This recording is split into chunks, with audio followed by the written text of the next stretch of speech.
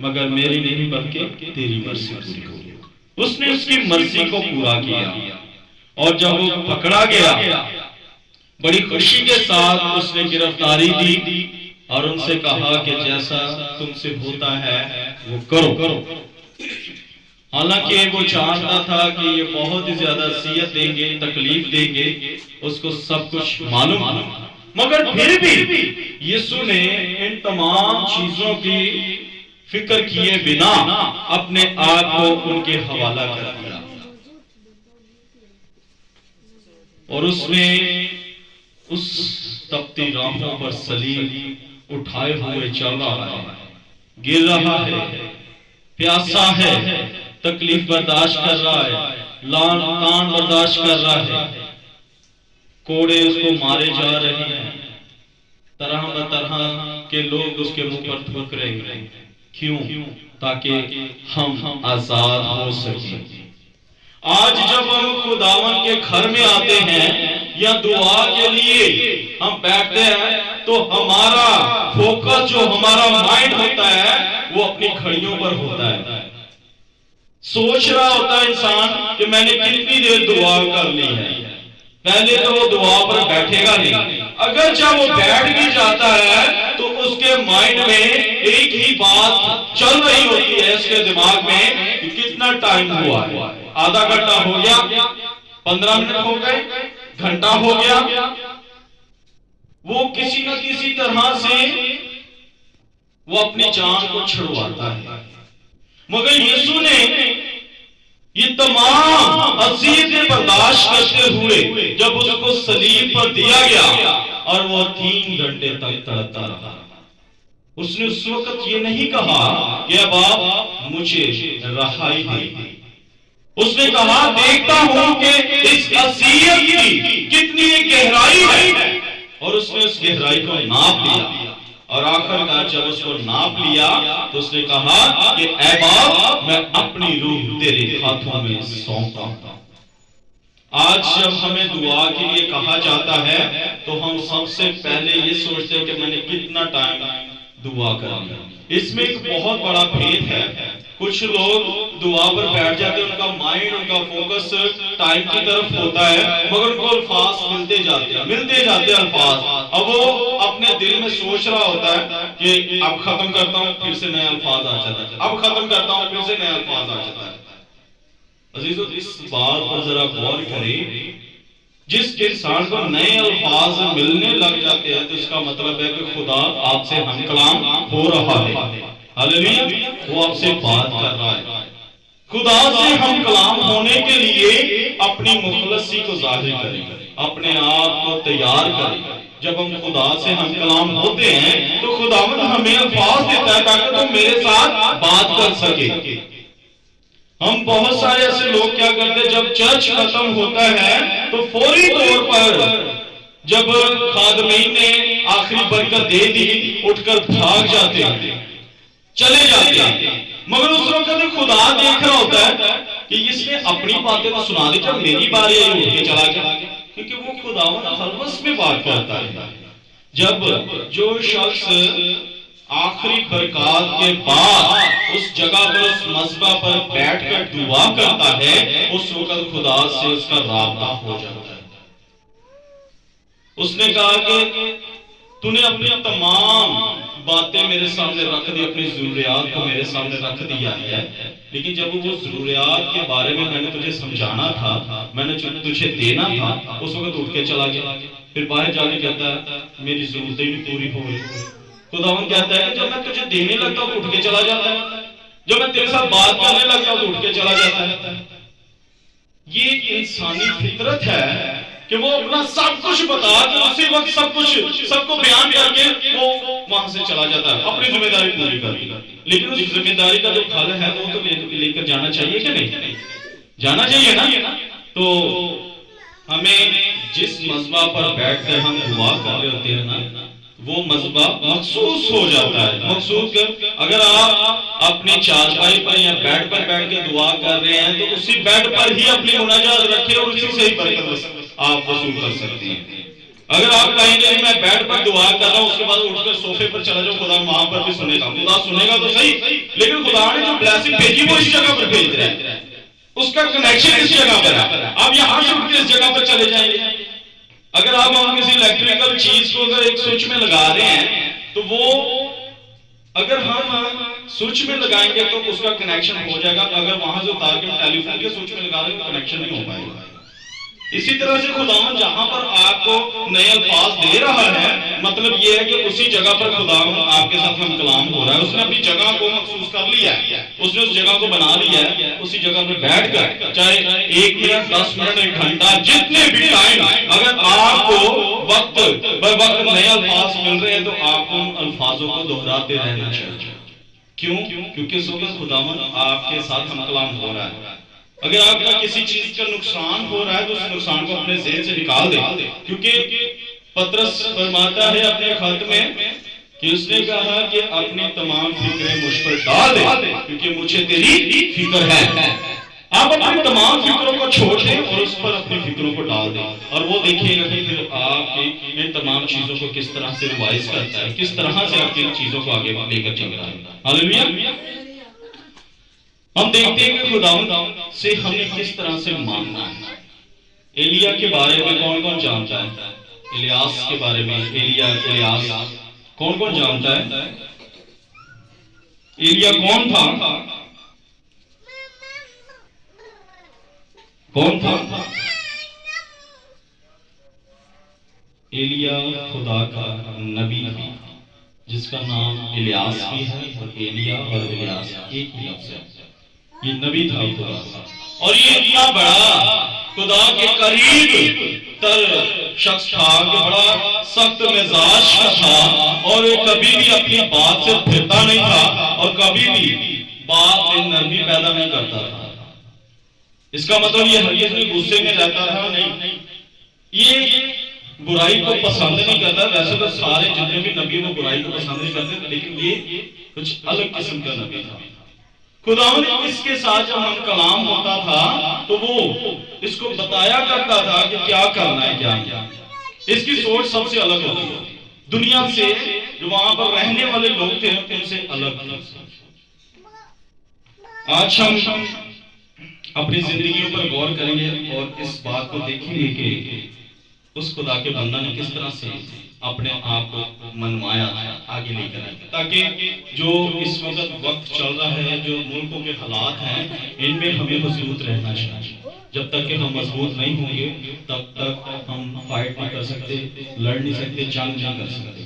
جنگ کا مطلب میں نے پچھلی مرتبہ بھی بتایا تھا، یہ نہیں ہے کہ ہتھیاروں سے ہوتی ہے جنگ، روح اور جسم کی بھی ہوتی ہے۔ جب ہم روح میں قائم ہیں تو ہمارا جسم قائم ہے، جب روح اور جسم دونوں قائم ہیں تو ہم کبھی بھی گر نہیں پائیں گے۔ ہاللیلویا۔ ہم خدا کی زندہ آواز خدا کے کلام میں سے پہلا معلوم اس کا 17 باب اس کی پہلی آیت پر ہم غور کریں گے۔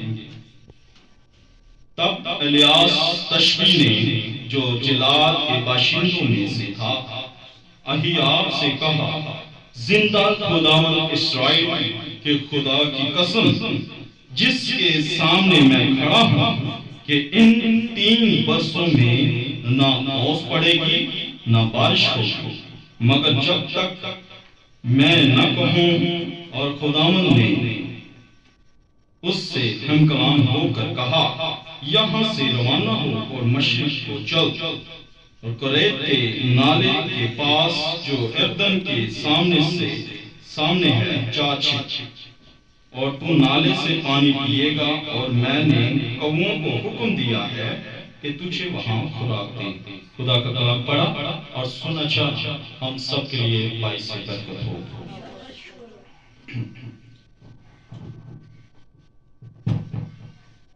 مسیح خداوند میرے عزیزو، خداوند کا بندہ الیاس جب خداوند کے حضور میں سرنگوں تھا تو خداوند نے اس سے کلام کیا۔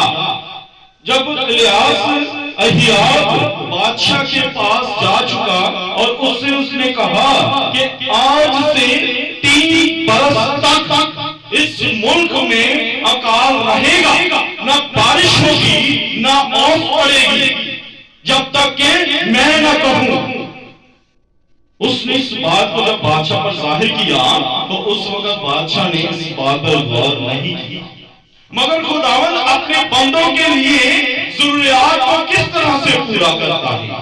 جو انسان خداوند پر توقع رکھتا ہے وہ اپنے دل سے اس ڈر کو ختم کر دے کہ میں بھی اسی جگہ پر موجود ہوں۔ اس نے یہ نہیں سوچا کہ اس وقت اس ملک میں بھی موجود ہوں، میں بھی پیاسا مر سکتا ہوں، میں بھی بھوک سے مر سکتا ہوں، میں اس وقت کیا کروں گا۔ مگر خداوند جس کو بھیجتا ہے اس کے لیے وسائل کو پیدا کرتا ہے۔ پہلے اس کو پتا ہے کہ اس اکال میں کس کو رکھنا ہے اور کس کو نہیں رکھنا۔ اور اسی وقت خداوند نے اس سے کہا کہ تو مشرق کی طرف چل، وہاں پر پانی کا انتظام تھا، ندیاں نالے تھے، اور خداوند نے کہا وہاں پر جا کے چھپ جا، وہاں سے پانی پی۔ اب انسان کہتا ہے کہ پانی کے ساتھ ساتھ کھانا بھی بہت ضروری ہے، تو خداوند نے یہاں پر حکم دیا کووں کو، اس نے حکم دیا کہ تو وہاں پر خوراک، وہاں پر جو کوے تھے وہ پرندے تھے وہاں پر اس کے لیے خوراک پہنچاتے تھے۔ تو خدا کے بندہ کے لیے وہ بہت بڑی ایک دعوت ہوا کرتی تھی۔ وہ جب بھی بھوکا ہوتا کوئی نہ کوئی پرندہ یعنی کوا جو آتا تھا اس کے لیے کھانا لے آتا تھا۔ اور آپ کو پتہ ہی کہ کوے کس طرح کا کھانا کھاتے ہیں، یعنی کہ گوشت کے ٹکڑے، اس طرح کی اچھی اچھی ضیافتیں ہوتی تھی۔ اب کوے کو اگر ہم دیکھتے ہیں تو سارے لوگ کوے کو رد کرتے ہیں۔ خداوند کیا کہتا ہے کہ رد کی ہوئی کو میں چنتا ہوں اور انہیں کو میں بلندی پر پہنچاتا ہوں۔ ہاللیلویا۔ جو انسان رد کیا جاتا ہے، جو شخصیت رد کر دی جاتی ہے، اسی شخصیت کے ذریعے سے خداوند وسائل کو پیدا کرتا ہے۔ آج اگر ہم کہتے ہیں ہمارا بہن کا بھائی جو غریب ہے، غربت میں ہے، مشکل میں ہے، اور اس کے گھر میں جانا چھوڑ دیتے ہیں، وہ سب سے پہلے کہتا ہے کہ ہمدردی کو ظاہر کرے گا، وہ ہمدردی پر بیان کرے گا، اس کے گھر جائیں گے تو خرچہ ہوگا اس کا، اور وہاں پر جائیں گے وہ کھانا بنائے گا۔ یہ ایک ہماری انسانی فطرت ہے، سوچ۔ ہو سکتا ہے کہ وہ اسی انتظار میں ہو میرا بھائی یا میری بہن میرے گھر میں آئے اور میں ان کے لیے دال یا روٹی کا انتظام کروں، کھانے کا انتظام کروں، میرے گھر میں ضیافت ہو۔ اور ہم لوگ اس بات کو پہلے سوچ لیتے ہیں کہ وہ کیا کرے گا، اس کے گھر نہیں جانا، اس کے تو حالات خود ہی بڑے مشکل ہیں۔ اب بیسک اس کا جو وجہ ہے یہ ہے کہ کہیں ایسا نہ ہو کہ ہمیں سپورٹ کرنی پڑ جائے، لیکن ہر انسان ایسا نہیں ہوتا۔ جس نے سپورٹ کرنی ہے، جس نے اس کو کھانے کو دینا ہے، خداوند نے جس کو مہیا کیا، وہ گھر بیٹھ کر خود ہی فون کر دیتا ہے، خود ہی رابطہ کر لیتا ہے کہ بھائی تجھے کس چیز کی ضرورت ہے۔ اب وہ بھائی بڑے شرم کے ساتھ کہہ رہا نہیں بھائی جی مجھے کسی چیز کی ضرورت نہیں، لیکن جس کو خدا نے جس کے ذریعہ سے خدمت لینی ہوتی ہے وہ ناپ لیتا ہے، اس چیز کو بھانپ لیتا ہے، اور خدا اسی کے ذریعے سے اس کی ضرورت کو پورا کرتا ہے۔ ہاللیلویا۔ اب یہاں پر خدا کا بندہ اس کو بڑی بڑی کے ساتھ، بڑی دلیری کے ساتھ کہہ رہا ہے کہ 3 سال تک نہ تو اوس پڑے گی اور نہ ہی میںہ برسے گا اور اکال پڑ جائے گا۔ اور بادشاہ نے اس کی بات کو اگنور کیا، اس نے کہا سائیں لوگ ہیں، ایوی پاگل ہے، مگر بادشاہ اس بات کو ہرگز ہی نہیں جانتا تھا کہ وہ کیا ہے۔ مگر ہم اسی باب کے اگلے باب کو جو 18 باب کی پہلی آیت کو جب ہم پڑھتے ہیں تو اس میں لکھا ہے اور بہت دنوں کے بعد 30 سال میں خداوند نے الیاس سے ہم کلام ہو کر کہا روانہ ہو اور اپنے آپ کو احیاب کو دکھا کہ میں زمین پر میل برساؤں گا۔ تب الیاس چلا کہ اپنے آپ کو احیاب کو دکھایا اور سامرا میں بڑا سخت کال تھا، اور احیاب نے اپنے گھر کے دروگا عبیدیہ کو بلایا، اور عبیدیہ بڑا خدا ترس تھا کیونکہ جس وقت کے عزیز ایزابل خداوند کے نبیوں کو قتل کر رہی تھی تو عبیدہ نے نبیوں میں سے 100 کو لیا اور 50 کر کے انہیں غاروں میں چھپایا اور روٹی اور پانی سے ان کی پرورش کی۔